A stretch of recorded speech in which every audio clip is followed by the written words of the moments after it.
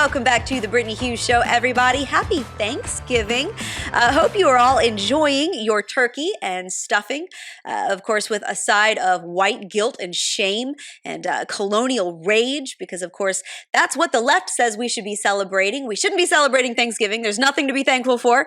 You should not be thankful to live in the greatest country on the planet and also in the history of mankind. You should not be thankful for all the things that you have. You should be constantly ranting and raving about the things that you don't have so that the government can come in and solve all of your problems.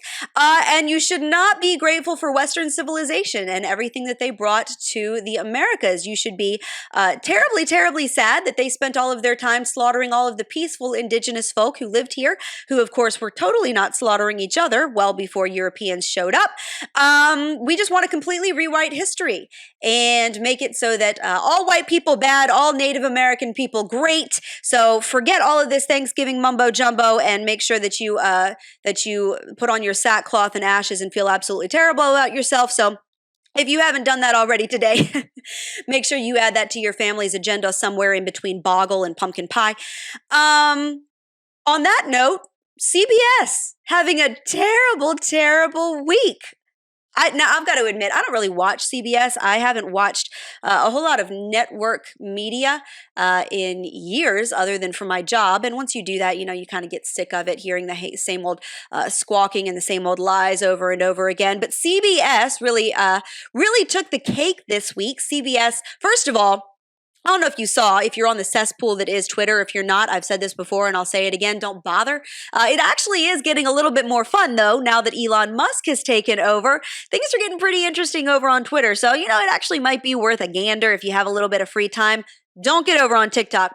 Do get over on Twitter, though, if you want to just watch an absolute insanity that is the political sphere right now. CBS News, get this, actually quit Twitter on Friday. In light of the uncertainty around Twitter and out of an abundance of caution, CBS News is pausing its activity on the social media site as it continues to monitor the platform, Major. Jonathan Vigliotti, thank you. Everybody was very sad about it. We threw a grievance party. It was terrible. Lots of tears were shed. Everybody was very, very upset. All that to say, in truth, nobody even really noticed, other than the fact that CBS quit Twitter on Friday over Elon Musk because apparently the idea of having free speech on a social media platform has absolutely blown the left's minds. They are freaking out. It's kind of like 2016 all over again, but in like a virtual sphere. It's absolutely ridiculous to watch the leftist complete and total meltdown over the mere possibility that people that they disagree with will now be able to say things that they disagree with. And again, it's really not about whether or not they're offended. The point isn't whether they're offended. They're not offended. It's not that they see things that hurt their itty bitty baby feelings. I do think that there is like that group of people that cannot stand to see things that they deem violence merely because they disagree with it. I don't think that's it, though. I think that it's because when the left has to face free speech, that is a direct threat to their ability to control and disseminate information. That's the problem. The problem is the left wants to be the gateway of the internet. Nothing comes in or out without their approval. So that you don't hear stories or you're not exposed to news or opinions or points of view that they don't like that could possibly change your mind on things. And I think CBS News is really fretting because their power as one of the primary news networks has been threatened by this. So CBS on Friday tweeted this: in light of the uncertainty around Twitter and out of an abundance of caution, CBS News is pausing its activity on the social media site as it continues to monitor the platform. Okay, so again, nothing has really changed on Twitter. As somebody who is an active user of Twitter on the daily, I can tell you, nothing has really changed on Twitter in terms of free speech and this avalanche of hateful, violent rhetoric that, of course, the left predicted would immediately be triggered if the reins were taken off and people were allowed to say whatever they wanted, right? which actually is not Twitter's policy. That's not the policy that they've enacted at all. But the mere idea that certain conservative voices would not be censored is terrifying to these people because, again, they want to be the sole disseminators of information. So CBS News had to pause their activity on social media to monitor the situation. I'm not sure what they were monitoring. I'm not sure if they thought, the Ku Klux Klan was going to get their own verified page and start tweeting a war on people of color. I'm not sure what exactly they were trying to monitor. That, of course, didn't happen and wasn't going to happen because, contrary to what the left wants you to believe, the right is not a bunch of violent, hateful people. Matter of fact, that would largely be the left throughout history. And so on Monday, CBS, you cannot make this stuff up.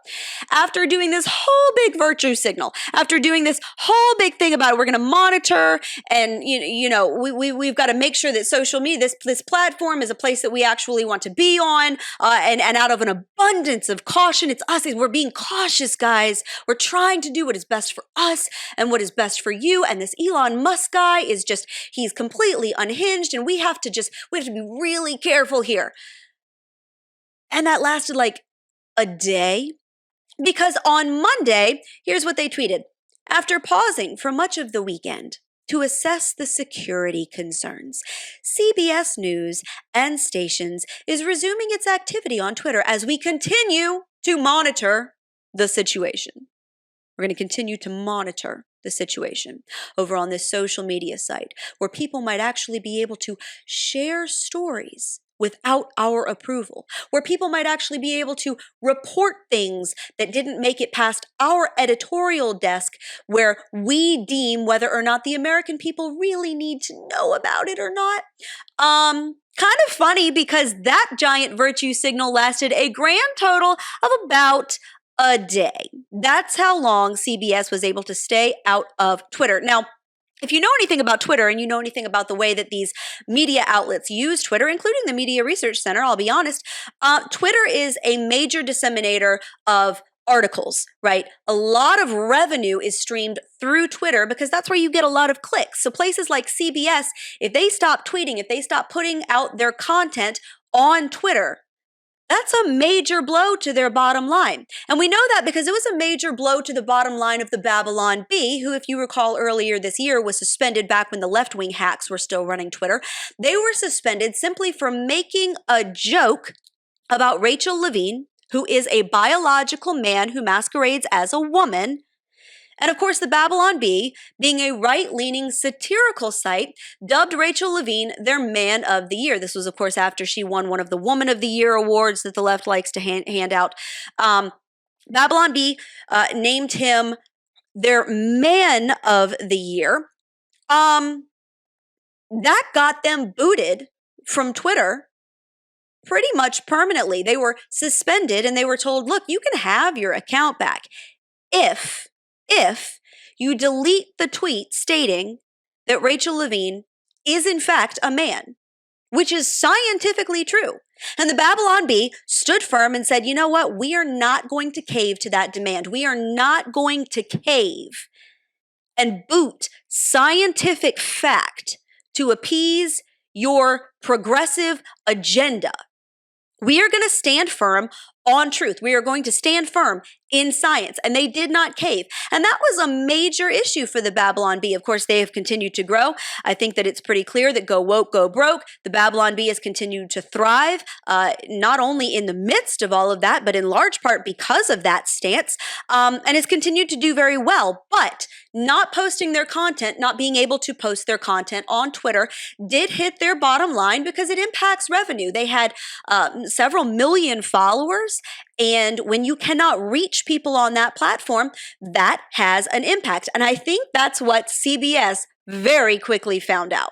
CBS very quickly found out, look, if we get off this platform, guys, that's money gone. And instead of standing on their principles and standing firm for what they believed, like the Babylon Bee rightly did, CBS, of course, kowtowed like the gigantic baby cowards that they are. And now they are back on Twitter, which is Hilarious. Of course, in the middle of all of that, Elon Musk did take a major step by reinstating the account of Donald Trump, who, of course, was suspended a couple of years ago by the leftist hacks who ran Twitter.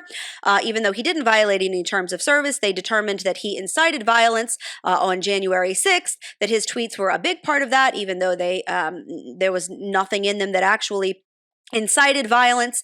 But Twitter booted him anyway. Elon Musk this weekend put out a poll asking Twitter users whether or not they wanted to see Trump's account reinstated. About 52% said yes, 48% said no, and Musk went with public opinion and reinstated his account. And of course, this has the left absolutely losing their minds. That Donald Trump might actually be able to say things on a social media site, and they're not going to be able to funnel it. They're not going to be able to channel it. They're not going to be able to pick and choose what they report. And all of that leaves them absolutely quaking in their loafers. And here's why. Again, we make fun of them a lot for being such little sensitive snowflakes that they cannot take an opinion that they don't share. They cannot be exposed to things that they don't like. But that's not why the left does not want free speech on social media. The primary reason is because they want to be able to control what you read, what you learn, what you are exposed to, and what you're not. Point of fact, CBS, who got off Twitter and then got back on Twitter and can't seem to make up their frickin' minds what they want to do over there. CBS finally reported on the Hunter Biden laptop story after 2 years, more than 2 years of sitting on this. This is one of the most stunning and brazen things I have seen from a leftist news outlet in a long time. And quite frankly, that's really saying something. The bar is extraordinarily low, but proving that rock bottom does in fact have a basement, CBS came out this week as if the Hunter Biden laptop story is brand new information and they haven't been sitting on it for 2 years, completely squashing this story. I'm going to tell you why I think they're doing that, but first, let's talk about what they actually said. So here's the CBS report from just this week, talking about the Hunter Biden laptop story like this is some bombshell that they just busted wide open, like this is breaking news, like they haven't been trying to put their thumb on it for the last 2+ years and keep Americans from figuring it out. And here's what they reported just this week. And as Republicans take control of the House, Hunter Biden, the president's son, will be a target for investigations. And that means data from a laptop reported to belong to Biden could be crucial to the investigatory process. CBS News has obtained its data not through a third party or political operative, but directly from the source who told us they provided it to the FBI under subpoena. And we commissioned an independent forensic review to determine its authenticity. Senior investigative correspondent Catherine Harridge joins us now with what we found. Catherine, I'm very interested. Good morning. Good morning, Tony. These House Republican investigations are coming, and that could be a challenge for the White House as we head into 2023 and 2024. The laptop data we had analyzed showed no evidence it was faked or tampered with. Digital forensic investigator Mark Lanterman was previously a member of a Secret Service electronic crimes task force. There was one thing that got my attention, and that was a voicemail. It's Dad. I called to tell you I love you. I love you more than the whole world, pal. Could I get some help? That voicemail, apparently from Joe Biden during his son Hunter's drug addiction, is one of many findings Lanterman used to authenticate what is believed to be Hunter Biden's laptop data. You're confident, based on your analysis, this is Hunter Biden's data and that it's real? Yes.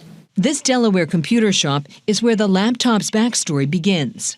Their records indicate in April 2019, Hunter Biden took his laptop in for repair, but never paid. After 90 days, the store considered it abandoned. Then in December 2019, the FBI subpoenaed the store's owner to turn over the computer and a portable drive of its data. Whatever happened to Hunter? During the 2020 election, versions were widely shared by Republican operatives, including Rudy Giuliani. We have the entire hard drive. But questions were raised about whether additional files were added to those versions. Then candidate Biden labeled the laptop controversy disinformation. What he's accusing me of is a Russian plant. CBS News approached the lawyer for the computer repair shop owner to cut through the noise. We've always had one clean copy. And obtained a copy of what he says they provided the FBI under subpoena. Then we went to Minneapolis for an independent analysis. Were you paid by CBS or anyone else to analyze the data? No. No. I wouldn't want anyone to think that someone bought our opinion. Around the corner, it'll lead you to what we call our imaging room. Lanterman and his son, Sean, both digital forensic experts, recovered images of credit cards, a driver's license, social security number. Just the sheer volume of what we're dealing with, it would be difficult, if not impossible, to fabricate. And explained how files built up over years. It accumulated over time, which is consistent with normal, everyday use of a computer. There's some reporting about folders being added. We have read these articles. We don't see that. So I believe that that's because we have a more pristine copy. The laptop and its contents have fueled Republican interest in Hunter Biden's business ventures. Hunter Biden was working with Chinese nationals. They say this May 2017 email outlining a proposed business deal with a Chinese energy firm is one reason why they have questions about whether President Biden benefited. We're prepared to subpoena Hunter Biden. We would certainly hope that he would want to come before the committee and clear his name. Two of Hunter Biden's former business partners, including Tony Bobulinski, who received the email, told CBS News the 10 held by H for the big guy is shorthand for 10% held by Hunter for his father. After the email became public in 2020, the author of the email told the Wall Street Journal Joe Biden was not involved. The author has not responded to CBS News' questions. Mr. Biden has consistently denied knowledge of his son's work or financially benefiting from it. I've never spoken to my son about his overseas business. Last month, Senator Chuck Grassley wrote this letter alleging bank records and financial data showed that Hunter Biden and the president's brother profited from a $5 million wire from a company connected to CEFC, the Chinese energy firm. They're going to look at every part of the Joe Biden administration. Doug High is a Republican strategist. A lot of this is also going to be aggressive on Hunter specifically. We're going to hear a lot about the laptop. Who profited? Was the law broken? Was it not broken? After 2 years of scrutiny, the laptop has not produced evidence President Biden directly benefited from his son's business deals. If there's dirt there, that will dirty him up. If not, those attacks can backfire.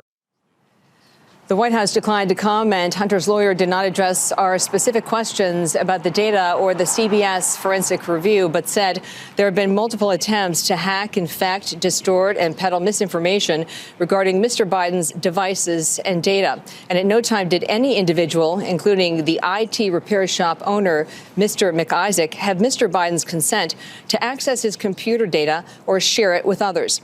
The lawyer also referred us to Hunter Biden's memoir, where the president's son slammed the despicable opposition that purported to have a laptop belonging to him. Who is buying this? Who is buying this? This report is chock full of little nuggets to unpack. This is like a flaming dog turd on the front porch of the American public. That's what this is. This is so incredibly insulting.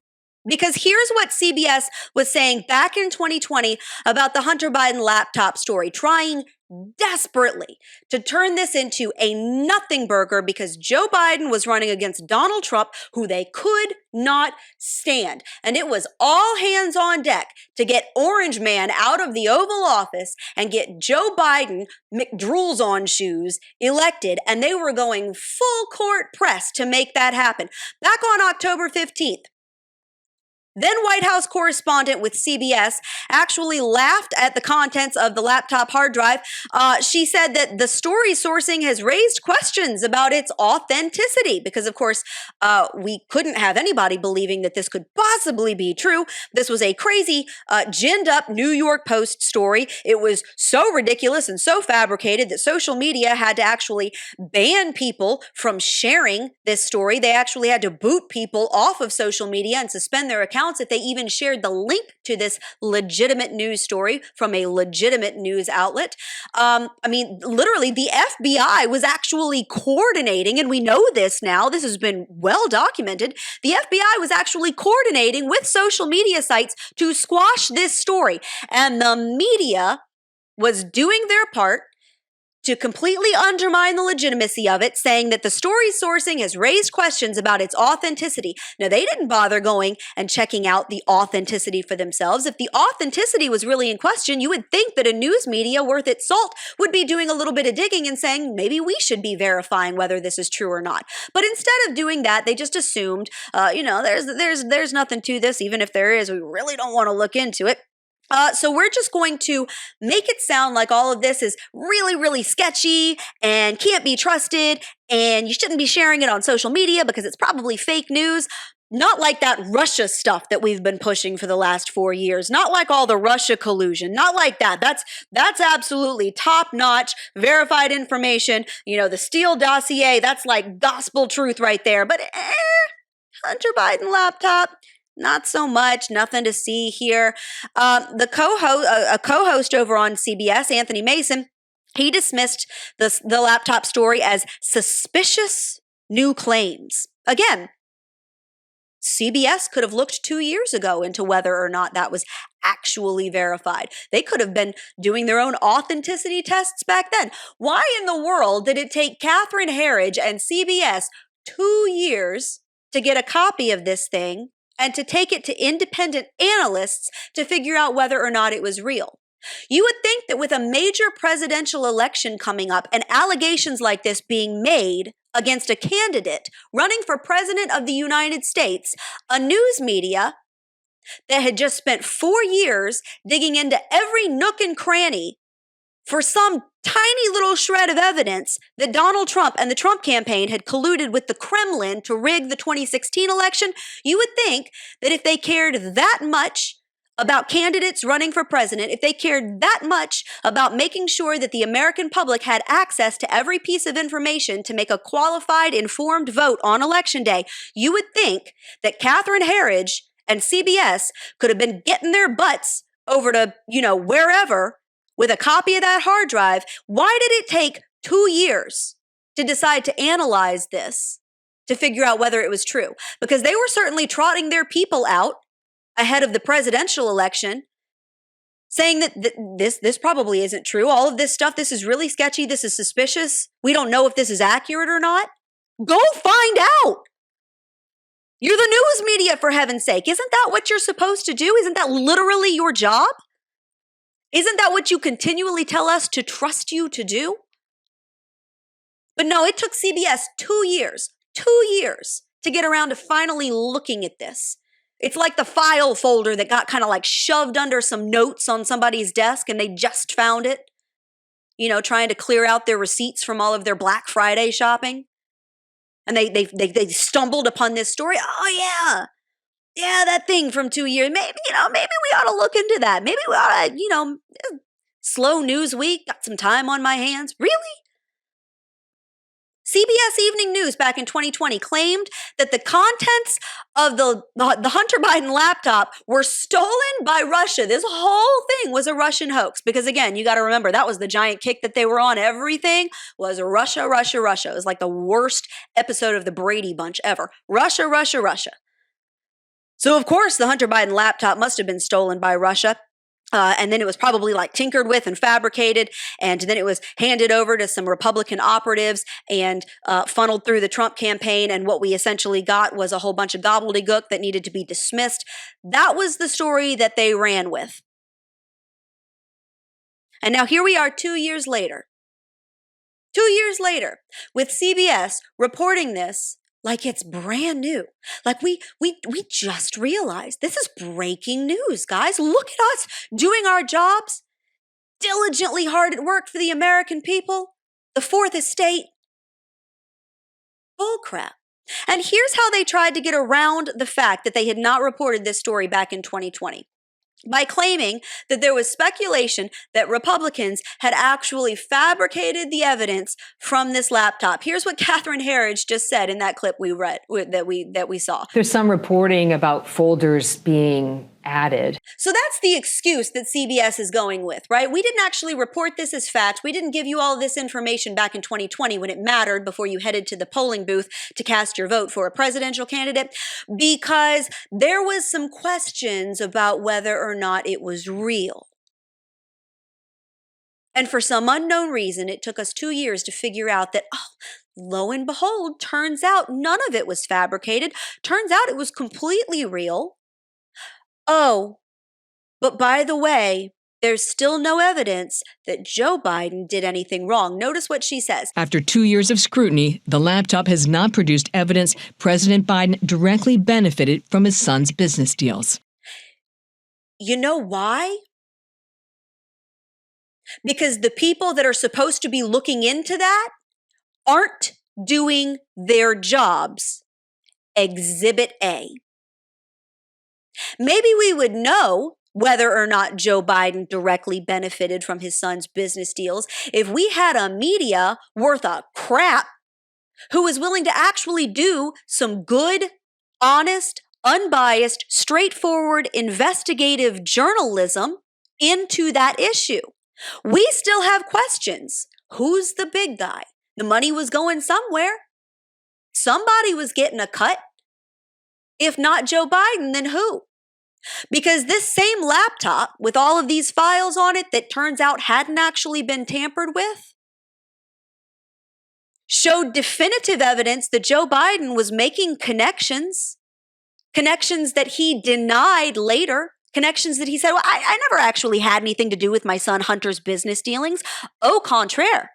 Turns out he was having lots of meetings at the White House, in fact, with some of the same people that Hunter Biden ended up doing business with. Business that nobody can exactly figure out why Hunter Biden was in business with them, because he was on boards and doing stuff with companies like Burisma, despite the fact that he had exactly zero experience in those industries. Why?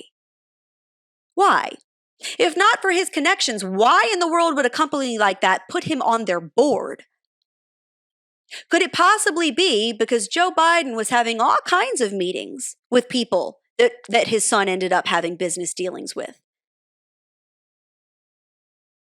It makes perfect sense to question whether or not Joe Biden was the big guy, because somebody was getting a cut.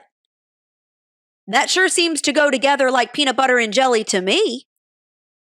And it would seem like a news media, again, that cares so much about making sure that democracy is protected, that people's vote is protected, that people have the information that they need to head to the polls, and that we are the stopgap. We are where truth is. We are the light that shines in the darkness. Right, the Washington Post? Democracy dies in darkness? I would agree with that, except for the fact that the Washington Post seems to think that they're the flashlight. But the media can't seem to figure out how to investigate this. So we're just going to go round and around and around. This is actual election interference. You get this, right? This is actual election interference. This isn't just some claim that Dominion voting machines were switching one vote to a different vote. This isn't just claims that somebody was dumping a bunch of Republican ballots in a ditch somewhere or pouring them into the, sludge-filled San Francisco Bay, never to be seen again, eaten by poisonous algae.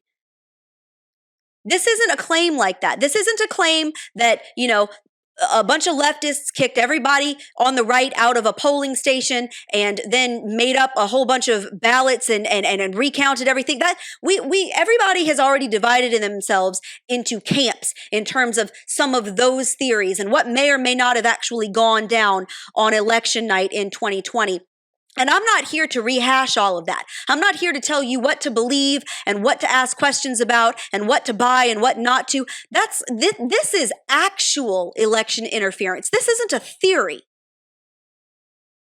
This isn't a question. This isn't I think this is what happened. This is actual, bona fide, proven election interference. When you have a major story like this come out, before a presidential election.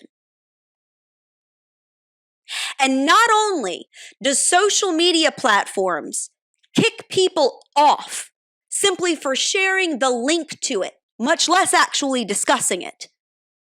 Not only does the FBI, which has been weaponized and politicized by leftist administrations now for years, coordinate with social media platforms to quelch this story. Not only does that happen, but the media, the news media, actively buries this story. They intentionally choose not to investigate it. They intentionally choose to slander it and downgrade it and make it sound like there's nothing to be seen here. It's all based on really speculative, sketchy sources. And now 2 years after the fact, all of a sudden, the New York Times, now CBS, oh no, it turns out that was actually true all along. Oops, sorry. This is actual election interference. The MRC did a poll after the 2020 presidential election, and it found that 9.4% of Biden voters would not have voted for him if they had known about the Hunter Biden scandal. 9.4%, more than 9% of Biden voters said that they didn't know about the Hunter Biden scandal when they cast their vote. And if they had, they would have changed their vote. We ran the numbers and found that if that held true, Donald Trump would have won the 2020 election by a landslide. It wouldn't have even been close. This is actual election interference. If this story had not been downplayed on social media platforms, which again, Elon Musk, say what you want about him, but thank God that Twitter might at least have some hope of being a platform for free speech where stories like this can get airtime and people can actually learn this stuff because it directly impacts elections. If CBS had run the story that they ran this week 2 years ago, we might not be sitting on sky-high historic inflation. The border wouldn't be spewing like a busted fire hydrant. We wouldn't have shoddy foreign policy creating problems around the globe. We might not have a war on families and children raging with complete impunity from coast to coast. We wouldn't be seeing many of these problems because Joe Biden wouldn't be the freaking president. But CBS couldn't have that. The leftist media couldn't have that. And the reason that I think that they are starting to report on this now, because again, CBS didn't have to. This is 2 years ago, right? CBS could have just kept their mouth shut. They didn't report on it then. They could have just stopped reporting on it now. Really, we didn't learn any new information from this report that we didn't already know, those of us who have been paying attention, those of us who have actually followed this story. This isn't something new. There was no new nugget of information in here. So CBS could have kept their mouths shut. I find the timing interesting not only when it comes to the 2020 presidential election and the fact that they didn't want to touch this story with a 10-foot pole before that. Notice how CBS didn't release this report until after the 2022 midterms. I find that particularly interesting. Because see, what I think is happening here is the stage is being set for 2024. Now, I don't know who the Republican nominee is going to be. I'm not sure what's going to happen in the next 2 years. A lot could happen in the next 2 years. I have been proven very wrong predicting some of the craziness that's happened in our political sphere over the past few years. I don't think that any of us could have seen some of this nonsense coming. So there's that. But I do think that the stage is being set for 2024. And I do not think that Joe Biden is the sparkly candidate that the left thought he was. Maybe he'll run, maybe he won't. All signs seem to point to the fact that he will. But this is a man that can't form a coherent sentence. This is a man that wanders around a stage until one of his handlers or his wife can come up and get him. This is a man that is constantly making ridiculous gaffes, that is reinventing history. One minute he grew up in a Puerto Rican community. The next minute the oil was raining from the sky. The next minute he attended an all-black college. It's bizarre, bizarre stuff. And I think that the shine has worn off for many on the left. And it makes me wonder if this isn't a tacit effort to begin undermining Joe Biden so that the left can start positioning another candidate heading into 2024. Because again, this wasn't a story that the media wanted coming out before 2020. This wasn't a story that they aired before the midterms. But they've got 2 years now to figure out if they really want to bet on that horse or if they maybe want to pick another one. And I find it very interesting that CBS has decided to start talking about this now. Because again, it's all about election interference.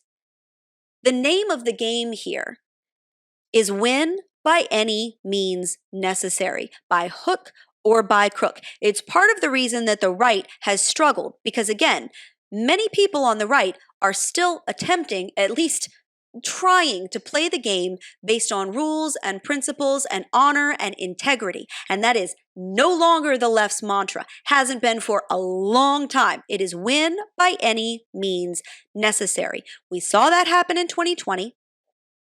And I think we're going to see this happening again. The media is not going to stop trying to rig elections. They're going to try to do it again. It is why they are so terrified of an open Twitter, an open platform that allows people to share stories and information that don't pass through them first. They want to be the gateway to the internet and the gateway to the public. And anything short of that terrifies them because they won't be able to do this. They won't be able to manipulate stories like this. And I will say this. I know that this has been a really, really difficult year. I understand that. I know that this has been a hard year for a lot of you. It's been a hard year for us. We are seeing incredible inflation. Just going out and shopping for Thanksgiving this year. I mean, I felt like Fetterman. I almost had a stroke. Looking at the prices of turkey and the prices of eggs. Oh my gosh, have you tried buying shortening lately? I mean, Joe Biden is literally making it difficult to make my mom's chocolate chip cookies. That pisses me off. I understand that things are really, really tough right now. But when you support the Media Research Center, when you support our ability to conduct polls like this, to expose the media's bias, when you support the Media Research Center, you are making an investment in the future with the hope and the prayer that it doesn't look like this. I don't want my kids growing up in this. I don't want my grandkids growing up in this. I don't want your kids growing up in this. I want to leave them with a country that looks better then than it does now, than even it did when I was a kid. I want to make things better. And that will never happen when we have a leftist media that is manipulating elections and hiding information so that people vote for these absolutely terrible policies that have gifted us with the crap we're seeing right now. When you invest in the Media Research Center and you support us, we are an entirely donor-based organization. We're a 501c3. That means that all of this content is absolutely free. We never charge for it. When you support the Media Research Center, you are helping us do exactly this, exposing the lies. So please go to the Media Research Center, go to mrctv.org/donate and support us this year. Absolutely, we cannot do what we do without you. While you're at it, head on over to Apple Podcasts. Make sure that you subscribe to the Brittany Hughes Show so that you never miss an episode. Also, while you're over there, subscribe to the Newsbusters podcast. That's on Mondays, Wednesdays, and Fridays with my buddy Tim Graham. Nobody is better at exposing media bias than him. He is absolutely phenomenal. On that note, hope you have a fantastic Thanksgiving weekend. Make sure you watch a lot of football, eat all your turkey, and cry over the plight of the indigenous people. Don't forget that. It's very, very very important. I will see you guys back here next Thursday. Have a fantastic weekend.